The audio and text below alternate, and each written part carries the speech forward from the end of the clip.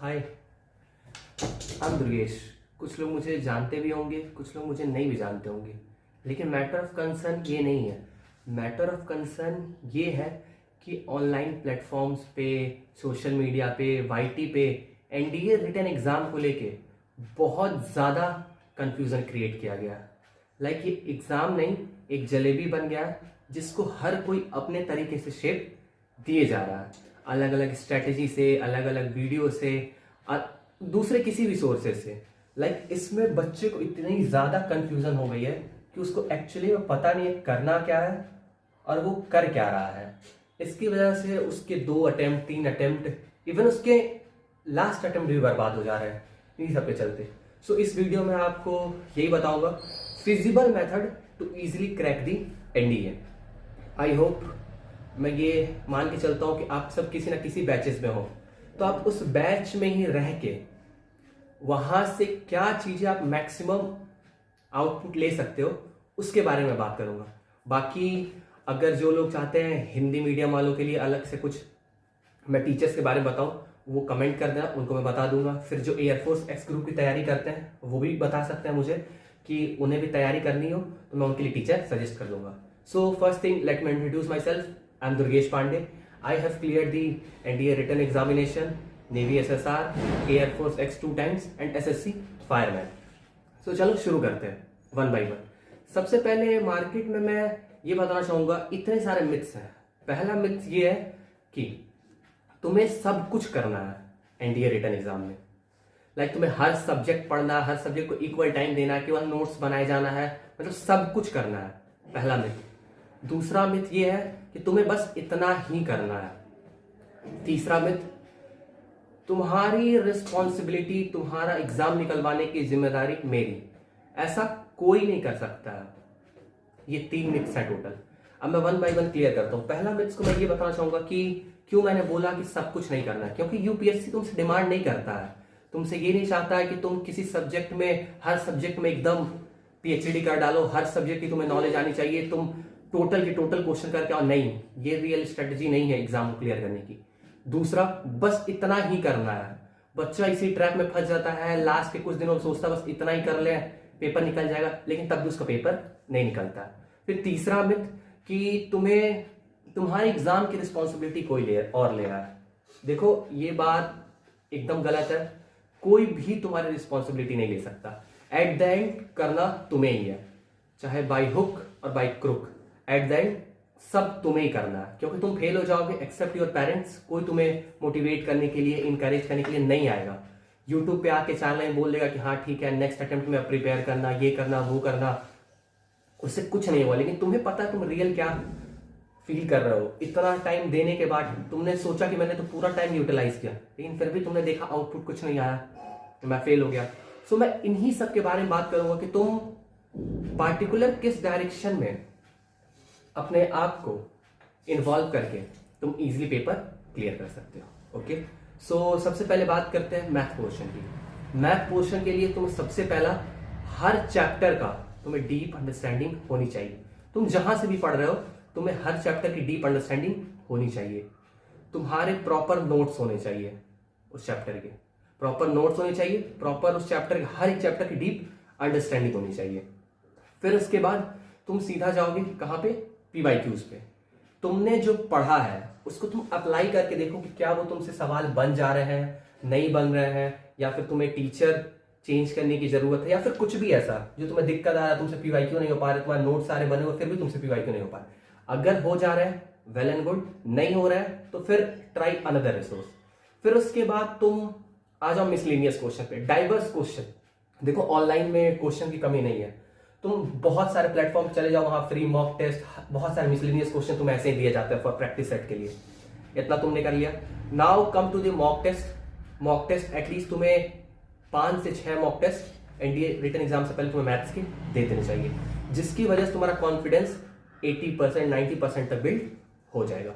बाकी का तुमने रिसेंट में एग्जाम दिया होगा और तुम्हें पीयर प्रेशर के बारे में पता ही होगा, तो तुमने पीयर प्रेशर हैंडल करना सीख लिया है, क्योंकि तुमने 1 बार 2 बार या फिर अभी जो देने जाओगे आसानी से तुम पीयर प्रेशर सीख लोगे। इतना करने के बाद तुम्हें कॉन्फिडेंस आ जाएगा। पहला, नोट्स होना चाहिए। दूसरा, हर चैप्टर की डीप अंडरस्टैंडिंग होनी चाहिए। तीसरा तुम पीवाईक्यूज करोगे एटलीस्ट 10 ईयर्स के। चौथा मिसलिनियस क्वेश्चन करोगे। एंड पांचवा मॉक टेस्ट लगाओ। क्लियर? अब मैं तुम्हें 2 टीचर सजेस्ट करता हूं फॉर मैथमेटिक्स के लिए। पहला अखिल रॉय सर, जिनसे मैंने खुद पढ़ा है, जिनकी मैथ्स में अंडरस्टैंडिंग और way of delivering the content बहुत बेस्ट है। इवन मेरे जैसा इंसान अगर उनसे पढ़ के समझ सकता है, पेपर क्लियर कर सकता है, तो you can easily crack the examination. दूसरे टीचर में बात करूंगा प्रवीण सर की। प्रवीण सर भी बहुत बेस्ट पढ़ाते हैं, नो डाउट। उनके भी कॉन्सेप्ट की अंडरस्टैंडिंग बहुत अच्छी है और वे ऑफ डिलीवरिंग भी बहुत अच्छा है।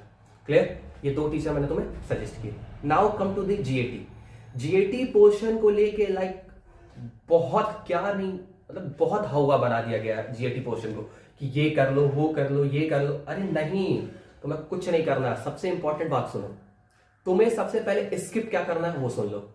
फर्स्ट थिंग, हिस्ट्री में तुम नोट्स बनाने नहीं बैठोगे। जितनी तुमने बचपन से लेकर आज तक हिस्ट्री पढ़ी है, अभी तक जितना पढ़ लिए हो, अब इन 4 महीनों में अपना टाइम वेस्ट मत करो नोट्स बनाने में, अपना उसको रिवीजन करने में उसको वेस्ट मत करो टाइम। क्योंकि हिस्ट्री के वैसे भी 4-5 क्वेश्चन आते हैं और तुम्हें पता है 2 तो तुम नहीं पढ़ के जाओ फिर भी कर लोगे, और वो 3 जो एनसीईआरटी की लाइन उसमें चिपका दी गई रहती है वो तुमसे नहीं होने वाला है, मोस्ट ऑफ द स्टूडेंट से नहीं होने वाला है। और एक सवाल कर भी लिए, इतनी मोटी नोट्स बना के उसमें से एक सवाल कर भी लिए, क्या फायदा हुआ? कुछ भी नहीं, आउटपुट कुछ नहीं आया। उतना तुमने पढ़ा लेकिन आउटपुट नहीं आया। दूसरा, ये 1-2 सवाल इन्वायरमेंट के आने लगे हैं, इकोनॉमिक्स के 2-3 सवाल आने लगे। यार क्यों तुम टाइम वेस्ट कर रहे हो? ये सब अथाह है, एकदम लाइक ओशन की तरह। जितना डूबते जाओगे उतना इसके अंदर चले जाओगे तुम। इसलिए इन सब से तुम्हें बच के बस साइड होकर टच करके निकल जाना है। बाकी तुम्हें इन सब में पीएचडी नहीं करनी। जितना तुमने हिस्ट्री पढ़ लिया है, अब इन 4 महीनों में हिस्ट्री पढ़ के अपना टाइम बर्बाद मत करना। समझ में? नाउ अब बात करते हैं क्या क्या इंपॉर्टेंट है, तुम्हें क्या क्या पढ़ना है। सबसे पहला मैं बोलूंगा इंग्लिश। इंग्लिश किसी भी हालत में तुम स्किप करके नहीं जाओगे। समझ में? किसी भी हालत में तुम इंग्लिश स्किप नहीं करोगे। इंग्लिश तुम्हें कहां से पढ़नी है? सबसे पहला टेंशन वोकैबुलरी की होती है। मैं वोकैबुलरी के लिए तुम्हें एक चैनल सजेस्ट करता हूं। निमिषा बंसल मैम डेली सुबह एडिटोरियल कराती हैं। तो तुम 1 आवर का एडिटोरियल कराती हैं, लेकिन तुम्हें उसमें ½ एन आवर का, जिसमें उन्होंने वोकैबुलरी कराई होती है, 1 वर्ड सब्स्टिट्यूशन कराए होते हैं और इडियम्स एंड फ्रेज कराए होते हैं। तुम इतना कर लेना आसानी से। फिर उसके बाद आते ग्रामर पोर्शन पे। ग्रामर पोर्शन की बात करते हैं तो उसमें मोस्टली रूल्स ही हैं। तो वाईटी पे एसएससी के टीचर्स, बहुत सारे टीचर्स ने अपना अपना करा रखा है, या फिर तुम्हारे बैच में भी टीचर ने करा रखा हुआ इंग्लिश, तुम वहां से कर लेना। अब ये 4 महीने तुम केवल एफर्ट इंग्लिश पे दोगे। क्लियर हुआ? केवल इंग्लिश पे। फिर उसके बाद आते हैं साइंस पे। साइंस के 50 सवाल आते हैं यार। तुम जितना टेंशन दूसरे सब्जेक्ट को लेके करते हो कि हिस्ट्री पढ़ ले, ये कर ले, यार तुम साइंस का टेंशन लेके चलो ना। साइंस में एटलीस्ट तुम ट्राई करो 40 क्वेश्चंस कर लेने की। तुम्हारे बैच में भी साइंस पढ़ाया जा रहा होगा, या फिर वाईटी पे भी बहुत सारे 1 शॉट होंगे, तो तुम वहां से अपने साइंस को कवर कर सकते हो। और साइंस को और एनहांस करने के लिए, बूस्ट करने के लिए पीवाईक्यूज में जाओ, और उसमें जो इंफॉर्मेशन तुम्हें मिल रही है वाइल सॉल्विंग द पीवाईक्यू, उसको तुम कहां ऐड करो? उसको तुम ऐड करते जाओ अपने नोट्स में। उससे तुम्हारा नोट्स और ज्यादा डेकोरेट होते जाएगा, और तुम उसको रिवीजन करोगे तो उसमें तुम्हें मैक्सिमम आउटपुट देखने को मिल जाएगा। 50 क्वेश्चन आते हैं, एटलीस्ट 40 सवाल तुम इजीली कर पाओगे, इजीली। और जिसने ज्यादा टाइम दिया उसमें काफी अच्छा इंडल्ज रहा है, वो आसानी से 45 क्वेश्चन कर लेगा। तुम सोचो, साइंस करके तुम 45 सवाल कर ले रहे हो इतनी मोटी नोट्स में, और इतनी मोटी नोट्स हिस्ट्री की भी तुम उसमें 4 सवाल भी नहीं कर पा रहे हो। तुम खुद एक आइडिया लगाओ कि तुम कहां टाइम वेस्ट कर रहे हो, तुम्हें कहां टाइम यूटिलाइज करना चाहिए। तीसरा मैं बात करूंगा ज्योग्राफी के बारे में। ज्योग्राफी के लिए भी मैं यही बोलूंगा, ज्योग्राफी काफी अच्छा सब्जेक्ट है, काफी उसमें इंटरेस्ट आता पढ़ने में, वैसे क्वेश्चंस भी आ जाते हैं। 10-15 सवाल इजीली देखने को मिल जाते हैं सीडीएस या फिर एनडीए में। तुम ज्योग्राफी के लिए फॉलो कर सकते हो राहुल सर को एंड जतिन सर को। राहुल सर बेसिक से चीजें काफी ऊपर तक ले जाते हैं, एंड जतिन सर भी बेसिक से चीजें काफी हाई लेवल तक लेके जाते हैं। लेकिन तुम 1 शॉट 2 घंटे 4 घंटे में कंप्लीट ज्योग्राफी ये जो होती है, इनसे बचना। क्योंकि तुम इसमें टाइम तो दे दोगे। तुम्हें क्या लगता है उस जो ये 1 शॉट वीडियो आता है जिसके नीचे कमेंट रहता है हिस्ट्री ज्योग्राफी के कि मजा आ गया, बहुत अच्छा था, यार वो उन्होंने पहले से पढ़ रखा है तब उन्हें मजा आया है। नहीं तो ऐसे नहीं किसी को मजा आ सकता 4 घंटे में पूरी ज्योग्राफी खत्म कर दे, पूरी पॉलिटी खत्म कर दे, ऐसा नहीं हो सकता है। सो तुम पहले बेसिक से इसमें टाइम दो, फिर उसके बाद बेसिक से अपर लेवल तक ज्योग्राफी लेके जाओ, फिर उसके बाद PYQs लगाओ, देन ज्योग्राफी सॉर्टेड है। अगर इसके 15 सवाल आ रहे हैं तो you can easily do 10 to 12 question. Now come to the polity. Polity की बात करते हैं तो पॉलिटी के लिए मैं एक टीचर रिकमेंड करूंगा, हमारे प्रथमेश सर। प्रथमेश सर बहुत बेस्ट पढ़ाते हैं पॉलिटी, और उनके पॉलिटी के सवाल जनरली टू द पॉइंट पे एग्जामिनेशन में होते हैं। सो पॉलिटी आप वहां से कवर कर सकते हो, क्योंकि वो भी सर काफी बेसिक से हाई लेवल तक लेके जाते हैं। एक क्वेश्चन को फ्रेम करने का, क्वेश्चन को टैकल करने का एक अच्छी अंडरस्टैंडिंग देते हैं। मैंने जितने टीचर्स का भी तुम्हें नाम बताया, क्लियर हुआ। हिस्ट्री मैंने बता दिया, हिस्ट्री में तुम्हें टाइम नहीं दे रहा है इन 4 मंथ में, वरना तुम फिर फेल हो जाओगे, फिर उसके बाद तुम नोट्स बनाने में अपना टाइम वेस्ट करोगे, ऐसे पूरा टाइम बर्बाद। Now come to the current affairs. कुछ लोगों को बहुत अच्छा वाला कीड़ा होता है करंट अफेयर्स का, वो डेली करंट अफेयर्स बनाए जा रहे हैं, डेली करंट अफेयर्स बनाए। अरे क्यों बनाए जा रहे हो भाई करंट अफेयर्स? लास्ट के 1 मंथ में करंट अफेयर्स करो ना। तुम डेली करंट अफेयर्स बना के नोट्स केवल अपने बल की किए जा रहे हो, बाकी उससे तुम्हें कुछ भी आउटपुट नहीं मिलने वाला है। अगर करंट अफेयर्स के 10 सवाल भी आ रहे हैं तो तुमने डेली करंट अफेयर्स पढ़ा है, उतना टाइम देने के बावजूद भी तुमने किया, तब भी तुम उसमें से 5-6 सवाल करके आओगे। और जिसने लास्ट में करंट अफेयर्स की 1 शॉट देखी है वो भी 4 से 5 सवाल करके आ जाएगा। सो तुम्हें जिसकी 1 शॉट देखनी चाहिए तुम उसकी 1 शॉट देखते नहीं हो, और जिसकी जो इंपॉर्टेंट सब्जेक्ट है उसके 1 शॉट देखे जा रहे हो तुम। करंट अफेयर्स के लिए तुम्हें हर लेक्चर चाहिए, 1 शॉट से नहीं पढ़ना है उसको। तो तुम्हें सबसे इंपॉर्टेंट कि लास्ट के 1 मंथ में तुम्हें क्या करना है, करंट अफेयर्स बस पढ़ना है। और करंट अफेयर्स के लिए मैं एक ही चैनल रिकमेंड करूंगा, CDS जर्नी, अनुराग भैया। वो लास्ट में इंपॉर्टेंट क्वेश्चन की सीरीज लेके आते हैं करंट अफेयर्स की 1 शॉट, तो तुम वहां से कर सकते हो करंट अफेयर्स। बाकी तुम इसमें अब अपना टाइम नोट्स बनाने में, GAT के नोट्स बनाने में, लाइक हिस्ट्री के नोट्स बनाने में, इसमें टाइम वेस्ट मत करो। इन 4 महीने में तुम अपने आप को कंसाइज रखो, अपनी चीजों को लिमिटेड रखो और केवल मल्टीपल रिवीजन करते जाओ।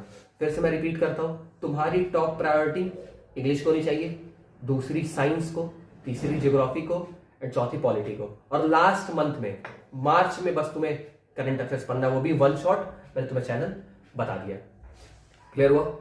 एंड इससे ज्यादा तुम्हें इस एग्जाम के लिए कुछ भी करने की जरूरत नहीं है, कुछ भी करने की नहीं। Am I clear with my points? तुम्हें इसमें कुछ भी करने की जरूरत नहीं है, इतना तुम करके इजिली एग्जाम क्लियर कर सकते हो। बाकी आई डोंट नो क्यों नहीं ये टीचर बताते हैं कि इसमें GAT में हिस्ट्री के नोट्स बनाने में टाइम वेस्ट मत करो, ये मत करो। यार तुम्हें PhD नहीं करनी है इस एग्जाम में, तुम्हें बस इतना करना है कि तुम 350 से मार्क्स ऊपर लेके आ जाओ, बस तुम्हारा हर बार पेपर क्लियर होते जाएगा। बस तुम्हारे मार्क्स 350 से ऊपर होने चाहिए। बाकी गर्ल्स के लिए तो हम जैसे हमने देखा कि उनके लिए कंपटीशन और ज्यादा टफ हो गया, सो उन्हें और ज्यादा स्कोर करने की नीड है। लाइक उनको 400, 450 प्लस मार्क्स लेके जाने जरूरत है, तब उनका नाम PDF में आएगा, रिटन एग्जाम के PDF में आएगा कि हाँ उन्होंने एग्जाम को क्लियर किया हुआ। बाकी अगर तुम्हें कोई भी डाउट होता है तो तुम मेरे इंस्टाग्राम पे जुड़ सकते हो, मेरे से क्वेरी कर सकते हो कि तुम्हें क्या दिक्कत है क्या नहीं। ये मैंने उनके लिए बताया जो अभी NDA 1 2026 देना चाहते हैं, ये 4 मंथ की स्ट्रेटजी थी। बाकी जो लोग अभी बिगनर है, जो चीजें अभी शुरू करना चाहते हैं, स्टार्ट करना चाहते हैं, वो भी कमेंट कर देना, मैं उनके लिए भी एक डिटेल वीडियो ला दूंगा कि उन्हें कैसे कंप्लीट करना। लेकिन मुझे 1 ईयर का टाइम चाहिए तुम लोगों से जो अभी बिगनर है, क्योंकि यार 2-4 महीने में नहीं हो पाएगा।